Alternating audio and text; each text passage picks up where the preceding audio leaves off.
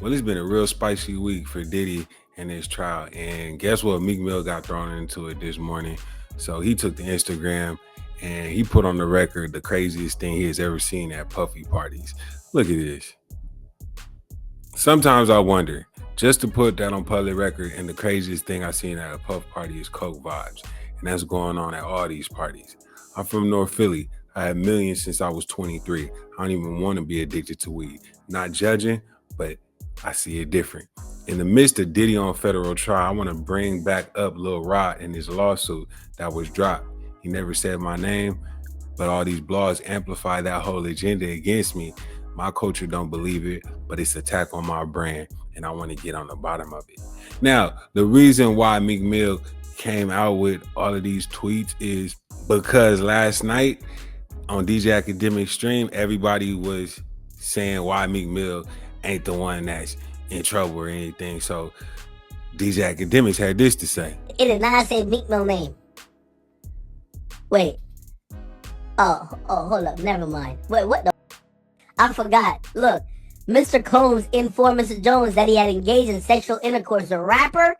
5, that's redacted. Look, 5, he's a Philadelphia rapper who dated Nicki Minaj. This is saying that you and Diddy were fornicating. What the?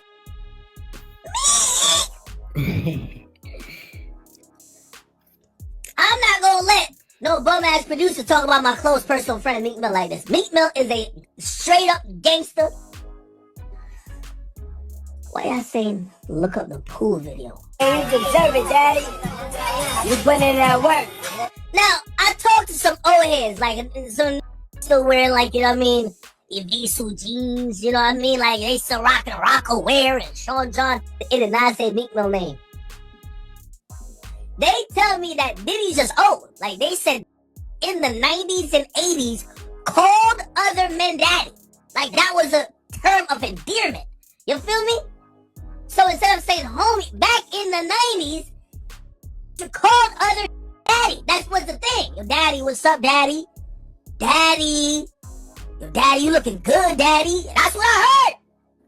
Nah, fam. I don't care how old I am. I don't care when I was born. I could have been born when Jesus was born. No man better ever call me daddy. And nobody better defend any man that calls another man daddy. I don't care what you say. But Meek Mill didn't like that. Meek Mill didn't like the fact that everybody was coming on his neck and everything. And another thing that they were saying was they wanted to ask what was up with this photo. So Meek Mill went on ahead and he explained and said this: story time, LOL Coachella. Stopped at the Maxfield, LA, grabbed a silk type Gucci set because people said it would be hot. Then jumped on a chopper and landed. And when I ran in the Puff, I was salty. We out in the same thing, but was nothing to a king. We all got the whole story. So yeah, a lot of people when this photo came out was like, bro, why do y'all look like that? Then second of all, why y'all got a little midget standing in the back of you guys? Look, they got the same shirt on. Then they got the midgets, and somebody's hand is on the midget's head. I don't know, right? But that's just crazy.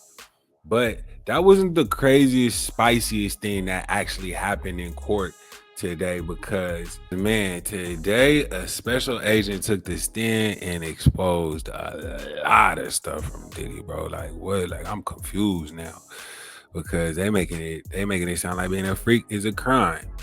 But listen to this: Diddy trial day 8.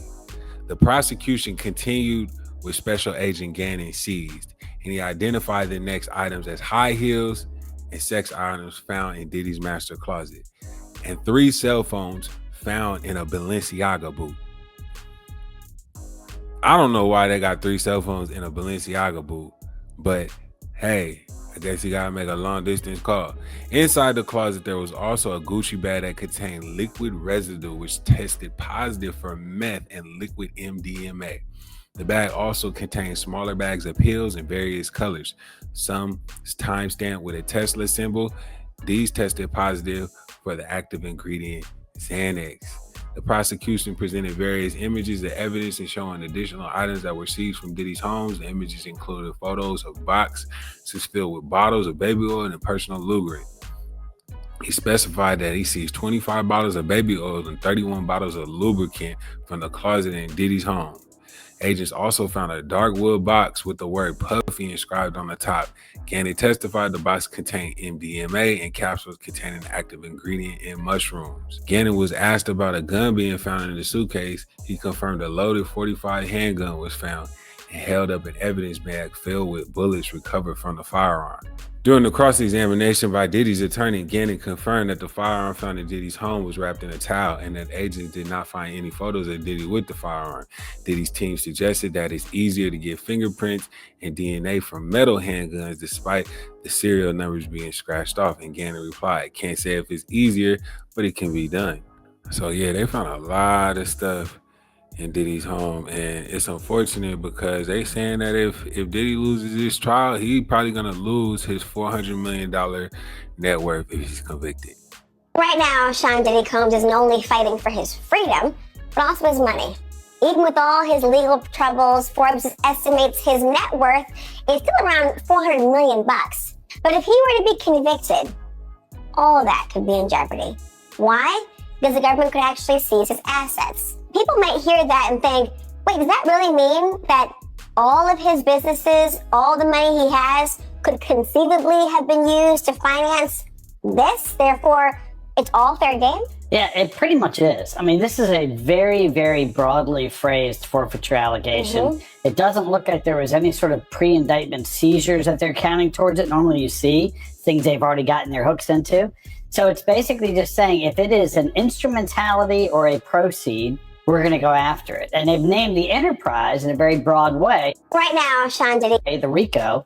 The RICO is essentially anything he touched in his business world, whether it's, record labels, liquor labels, planes, trains, and automobiles. Basically mean everything is in play. And, the other thing is there's a concept called substitute assets. Just when you think you're crawling out of the wreckage and you're down to your last 400 million, you're told, oh, we're also going for substitute assets, which means even if we can't prove that this particular car, this diamond watch, this, piece of art is not connected to criminality, it still relates to our overall reward, and we're going to use it as a substitute. Wow. So, man, Diddy, it's not looking good, man. It's like, this is bad.